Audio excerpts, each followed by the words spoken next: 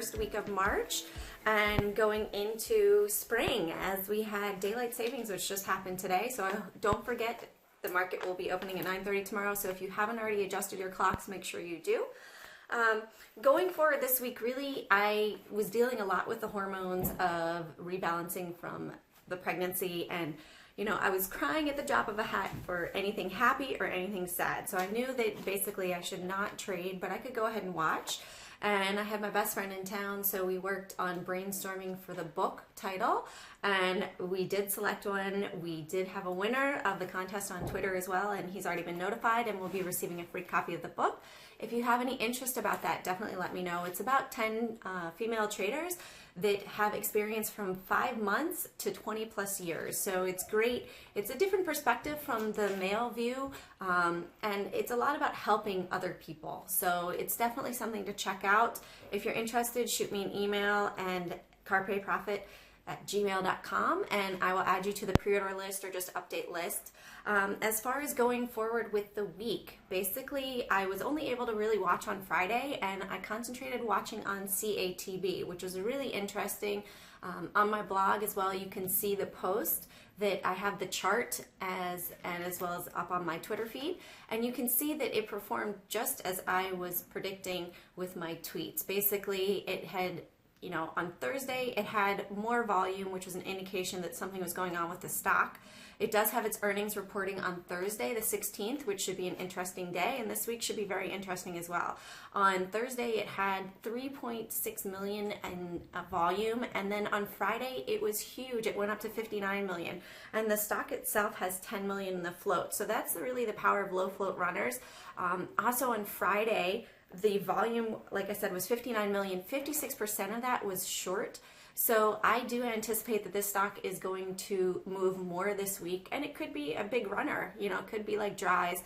It's sometimes also an indication when we have volume like that preceding the earnings that really there's some good earnings coming out, as well as I looked back into the research of the stock, and there were some Form 4s filed back in February 16th, and there were insiders buying at least 100,000 shares or more. So to me, in my opinion, that's an indication that these people see A, that the stock is a good value to buy down there, and also B, that they anticipate good news coming out for the company to make it grow. I mean, obviously, if you're spending $100,000 to invest on some shares, you're anticipating that that's going to grow. And look, it's already doubled since then on Friday. So it's great news for them. So something also to watch, maybe they might be selling. But with 56% short of the 59 million on Friday, I do anticipate that this is going to continue to move up this week. So definitely put that on your watch list. And going into my watch list for the week, so CATB is number 1. Then I also have MRVC. If it goes above 10.48, I'm sorry, I didn't give you the price target for CATB. CATB, basically, if it breaks 2.22, that has been a resistance level in the past, as well as if it breaks the high of 2.76, which was the high on Friday. For MRVC, again, it's 10.48 if it breaks that price target. INTT, if it breaks 6.85. And ITEK, if it breaks first resistance of 1.95, then 2.20, and then it'll fill the gap. On December 30th for ITEK, it dropped from 605 down to 220. So it does have a big gap there to fill, as well as CATB. CATB has a gap to fill as well, which is what we saw happening on Friday. Going into the shorts, we also have TSL, which is showing oversold if it breaks down through 1080, and TEF as well is looking oversold if it breaks down below 1084. PCO, if it breaks down below 720, basically PCO ran from 660 up to 720 in 3 days, so it's looking like it's overbought and it should have a bit of a sell-off happening. TEAR, if it breaks down below 350, that is a new 52-week low for the stock, and it is a lower float stock at 4.4 million.